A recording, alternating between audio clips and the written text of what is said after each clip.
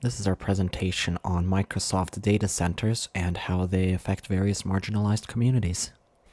Before we get into our research, I want to introduce the focus of our project. And our research question asks how Microsoft's data center construction has contributed to causing marginalized groups within the Seattle area to face further disparities.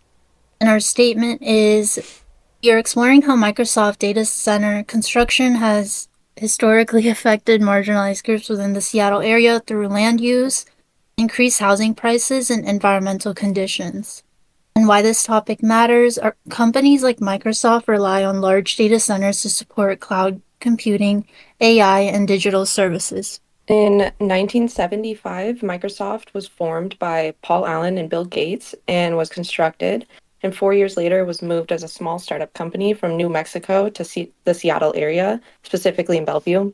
The company had only 30 employees at the time, and since then, the company has exponentially grown into one of the largest technological companies in the world. In the 1990s, the internet began to rapidly grow, which originated from the invention of the World Wide Web in 1991. They found that data centers, which is where companies store servers, would be a great tool in helping to connect networks, and Microsoft ended up building their first data center in 1989. There are places called carrier hotels, which are places where internet and telecom companies would connect their networks at. And because of this, CEOs decided to build these data centers as close to these hotels as possible. They found that advantages to the Seattle area would come from these large data centers being built. So these include creating new jobs, increasing local property values, funding public infrastructures, and increasing the population of major cities. So in this case, Seattle. The problem is that these advantages come at a cost to marginalized communities. And one problem is that the region hasn't built nearly enough housing for the amount of people that live here.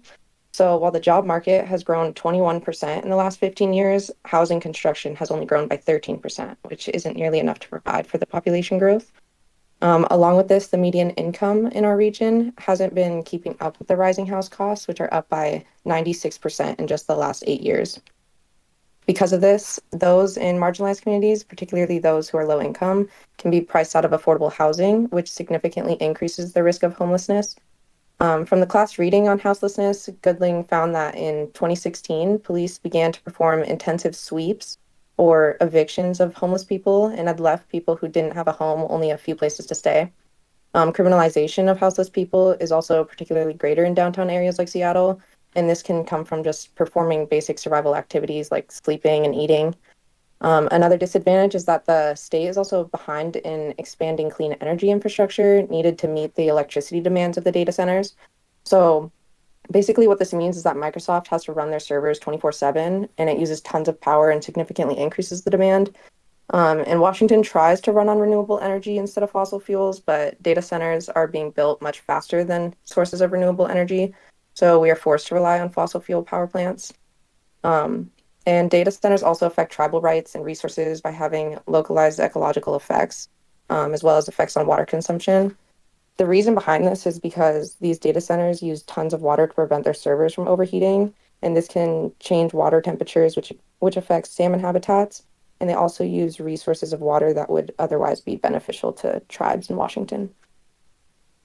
To add on to Anna's slide, here you can see the scale of Microsoft's infrastructure as you can look at one of the largest data center clusters located in Quincy, Washington. Companies build facilities here because the land is cheaper and the electricity is abundant and the climate helps cool massive server systems. And they've been building here for about 20 years now. But despite of the potential economic benefits, there are also criticisms from locals, and they critique that these data centers do more harm than good to the surrounding communities. In fact, one report explains that the massive computer farms that power everything from smart TVs to the artificial intelligence boom cost too much in resources and offer too little jobs in return, as each facility can run with 50 employees or fewer. This raises an important question for our research, which is that who benefits from this infrastructure expansion and who bears the costs? Next, we'll be looking into Microsoft headquarters and offices in the Seattle region. These offices are concentrated on the east side, especially in Redmond, Bellevue, and nearby cities like Sammamish, and they employ tens of thousands of high-paid tech workers, which has fueled economic growth. But this rapid growth has also increased demand for housing faster than supply can keep up. As a result, home prices and rents have increased dramatically. In fact, it was found that less than 25% of homes in Redmond, Bellevue, and Sammamish are affordable even for the average Microsoft engineer, and less than 11% are affordable for median income households. So this shows how tech expansion can create housing pressure that disproportionately affects lower income families if median income households can barely even afford to live. So why this data matters? The impacts of tech infrastructure expansion extend beyond the companies building it. In places like Quincy, they've raised concerns about the huge amounts of water and electricity data centers consume, which may reduce local resource availability and increase costs. As high-tech workers move to the region, housing demand rises faster than supply. This can push marginalized and lower-income communities out of neighborhoods where they historically lived. When only about 11% of median income families can afford to live within the Seattle area, where does this leave the marginalized and renters communities? online. Now, jumping into the next slide, which is looking at the complex processes that go into environmental policy, the big thing to look at is that data centers is a very new thing, and it's not something that became such a major energy concern until very recently. So looking at an example, we look at House Bill 2515, which is essentially a tariff on data center energy usage. Now, this bill is going through and is trying to focus on helping those with smaller incomes, those with a lower socioeconomic status, but with this tariff, which is essentially a tax. However, this tax, while gaining support from the Yakima tribe and other environmentalist groups, there has been a lot of lobbying from Microsoft and Amazon to either weaken this bill or to let this bill die entirely. And considering Washington State's legislative session ends very soon, their goal at this point is to try to weaken or make this bill not make it to the end of that session. And also, this bill focuses on trying to use green energy. Now, all of this is meant to show that when trying to pass policy, it is pretty difficult and complicated because there are a lot of people within that process. And the balance that is trying to be created here is a balance where the technological companies can provide their benefits through these data centers, but also not neglecting those like the Yakima tribe who may not benefit from these data centers coming in. And that is really the complicated process that comes in when creating environmental policy, focusing on a policy that is effective, but also not weakening other people, such as the businesses, but also not being weak in its regulations. So with this, let's get into our results that we found for this presentation. So for our results, we need to focus on how we came to find that these data centers do affect our minorities, our marginalized communities.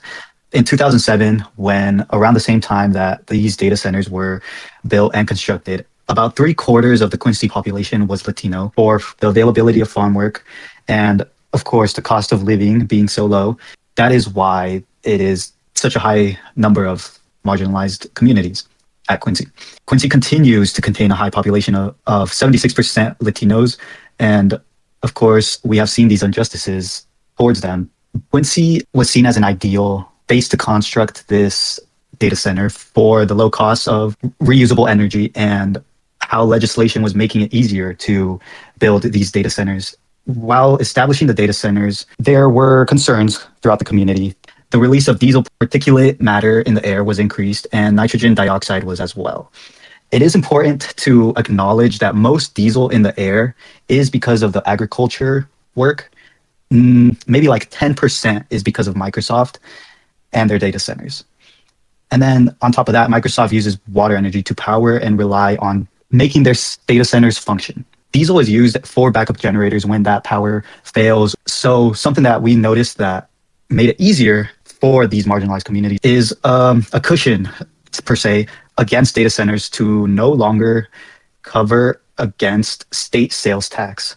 And this was known as a really good legislation that helped funnel out the toxicity. But in 2010, a new tax break, which is known as SB 6789, was proposed and implemented, which brought back Microsoft to expand their construction on their existing data center. And through that result, 2.1 billion gallons of water is used to run these data centers. The reality is, though Minecraft has become a burden to housing fluctuating and housing prices fluctuating with an investment of 750 million into creating housing, sustaining housing, but with AI and their development, their increase of 34% of water usage and carbon emission of 30% just further adds to the damage. These connect to the pillars that we learned in the environmental justice course. So, second pillar first. With the climate effects and environmental effects of Microsoft, it is clear that the scale of impact affects marginalized groups. There are groups that have been zoned out. And with race and difference, Microsoft, yes, toxic air pollution, no, was an organization that worked to help sustain the environment. And this was accomplished with the fourth pillar, interdisciplinary. When waste and pollution is hurting marginalized groups, it is hurting us all. And that is true as we saw through the legislation that was passed, whether it was public policy or to decrease the effects on marginalized communities by making reusable energy more accessible. So for my section of the slideshow, I analyzed contemporary movements. So for some additional context for our project, today's environmental justice movements are faced with two key problems, as in the sources. One is unequal exposure to environmental burdens. As we have outlined, we see that people are displaced out of housing, and that is our primary one, but also in some of our class readings, we've seen that homeless people are directly affected by it, though I will get to that in a moment. And they also face an extremely rapid expansion of digital infrastructure, which is very hard to keep up with. We have a chance to pressure companies or work with companies, if they're willing to work with activist groups, to be able to address some of these inequalities. So some contemporary environmental justice movements, their strengths include being able to rapidly mobilize. So we were able to observe that using new technology, sometimes maybe even the very data centers that could potentially be causing extreme pollution, there are more and more sophisticated methods for grassroots movements to organize and advocate, and that advocacy that they are utilizing is becoming increasingly more evidence-based, which in courts can directly address disproportionate burdens on communities that are at risk. Now, that is only half the story, because obviously large companies have good lawyers and it is a long legal battle. When it does get to decision making, the credibility is strengthened and policy decisions are better overall. Unfortunately, we see that there are large issues, as has always been the case for movements that are inherently smaller than tech companies. So the very clear observation initially that we made was that tech companies often have far greater financial, legal, and political leverage than local communities. They have more money, they have more time, more people working for them. And the Mena report shows how Wisconsin communities have to work together to counter very, very large-scale proposals. And data centers continue to concentrate environmental burdens, such as energy strain, water use, and overall land use. Those things are affecting marginalized communities, at least to some extent. There is at least a slight connection. These issues remain embedded in patterns of development, despite large movements of advocacy, because the legal process is slow, and that has usually been the case. All right, so for our methods, the overall process was that each team member would research independently based on their section. So certain team members looked at things like Microsoft's history, while others looked at real estate data. And then our team would come together and share our sources together to see which one would be more balanced, and compare those that are more balanced and those that are more biased. And we obviously chose the ones that are more balanced. And then we also reviewed all the information that we gained to find which one would be very relevant to the research question we were trying to answer. Types of information we looked for were primarily qualitative analysis on data centers, primarily from academics and authoritative news organizations.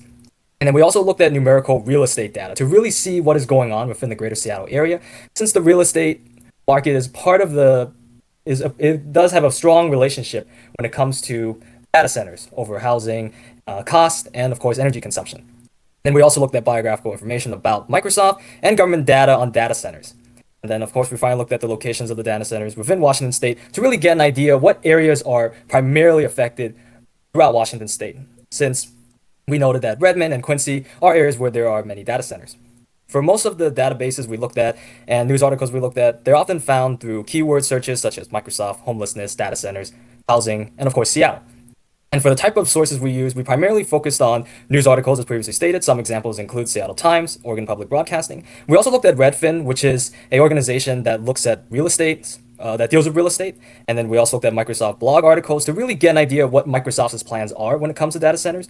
And then we looked at Washington State Department of Ecology's reports, looking at looking at the environmental impacts of these data centers with a authoritative source that looks through essentially the environmental impacts of what data centers would do, and finally looking at articles from scholarly journals such as databases such as including Taylor and Francis Online.